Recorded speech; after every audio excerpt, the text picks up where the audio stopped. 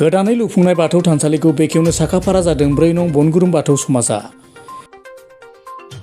दिनै उदालगुरि जिल्ला सान्थिपुर बिसिडिसिनि सिङाव थानाय 4 नं बनगुरुम बाथौ समाजा गावसोरनि गोदानै लुफुंनाय बाथौ थानसालिखौ सोलिफु दाननि 12 आरो 13 खालार खालि साननायनि हाबाफारि लानानै गाजा गोमजायै बेखेवनो थाखाय साखाफारा जादों।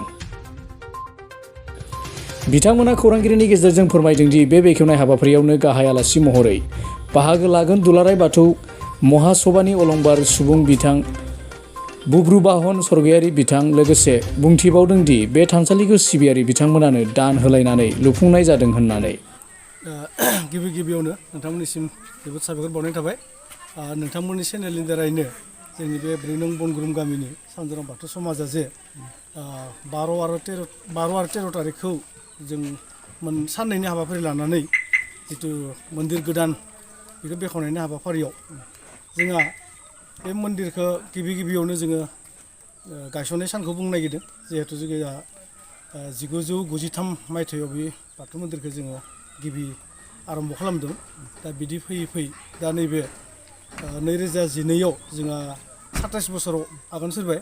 दा हिसाबै जोङो 27 बोसोरनि गेजेराव जों जिहेथु जाफुंनो हानायखाय माने जों बयबो रायजो राजाया गोसो खुसियै माने रायजोफोरखौ मिथिहोनायजों लोगोसे जोंफोरबो माने खुसियै माने इसोरखौ फालिनो मोनगोन। जिहेतु माने गोदान मन्दिर बेखेवनानै बिदिनो साननानै जों साननैनि हाबाफारि लानानै फैगोन मे दाननि 12 आरो 13 साननि हाबाफारि लानानै जोङो दा बेहाय जोंहा जिहेतु मिरु आफाद दुलाराय बाथौ गौथुम आफादनिनो बिथाङा हरसिङाव थायो। बिथाङानो जाबाय माने अलंबार बुब्रुबाहन स्वर्गयारि बिथांखौ जोङो बेखेवजेननाय हिसाबै आलासि महरै लिंनाय जादों। ओरैनो गाबोन जों जिहेतु गोथार बाथौखौ जों जिहेतु बेखेवगोन बेहाय जोंहा गिबियावनो दिउरिफोरनि थागोन आरो लोगोसे गोदान सिजौ जों दाबसे जायगानिफ्राय बरायना लाबोनानै बेयाव गायसननाय जागोन आरो बिनि गायसननायनि उनावनो बे थानसालिखौ जोङो बे आलासिनि दारानो बेखेवनाय जागोन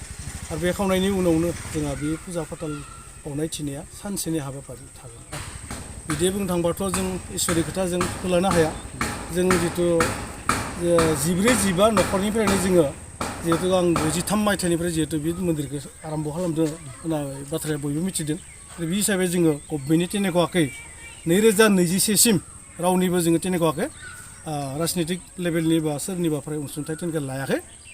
बे गामि आफादनिफ्रायनो जि हायो गोसो गुदुं जानानै मानसिफोरा सिमेन्ट थाखा फैसा समाय होनानैनो बेबायदि खामानिखौ आजि 27 बोसोरखौ लानानै बे खामानियाव आगान सुरगासिनो दङ आरो। नोंथांमोननि नैबे गामियाव खै गरसो न'खर